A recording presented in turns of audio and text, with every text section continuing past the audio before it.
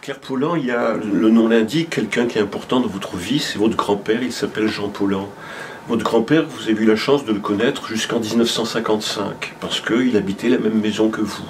Et puis après, une grande période s'est déroulée pour vous, et vous m'avez dit un jour que c'est à l'occasion du centenaire de son décès, en 1984, que vous avez vraiment entrepris de faire la connaissance intime et profonde de l'œuvre de votre grand-père. Dans votre vie d'éditeur, quelle place tient-il? Alors c'est une place très importante, c'est une place paradoxale, parce qu'à la fois Jean Paulhan, dont je parle comme vous voyez à la troisième personne, représente pour moi une sorte de commandeur, c'est-à-dire que je dois faire au moins,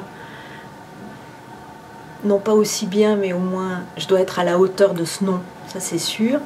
et bien sûr me faire un petit prénom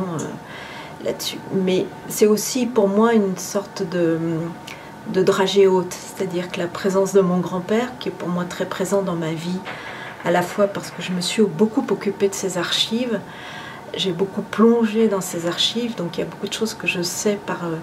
juste le fait d'avoir lu des correspondances inédites, d'avoir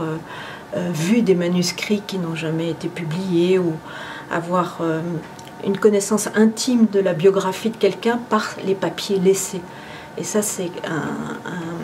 une aide incomparable pour moi pour bien comprendre la période où il a exercé son magistère, entre guillemets, pour bien la comprendre de l'intérieur. Donc cette présence tutélaire est pour moi à la fois une obligation de bien faire, de faire des livres importants, bien édités, bien présentés, mais c'est aussi une contrainte très forte pour moi, il faut que je sois à la hauteur, mais c'est aussi une aide, parce que s'appeler Paulhan pour un certain nombre d'intellectuels à qui j'adresse mes livres, c'est quand même un nom facile à retenir, et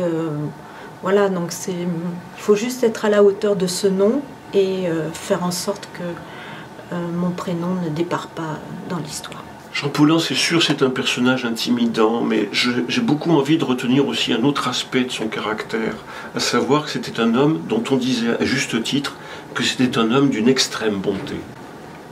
Alors il y a beaucoup de gens qui ne l'ont pas trouvé si bon que ça. Il était compliqué, il était paradoxal, mais il était au moins extrêmement attentif aux écrivains et aux textes. Alors moi je ne travaille qu'avec des écrivains morts, donc je ne peux pas être attentif aux écrivains, mais j'essaye d'être au moins aussi attentif qu'il l'était au texte.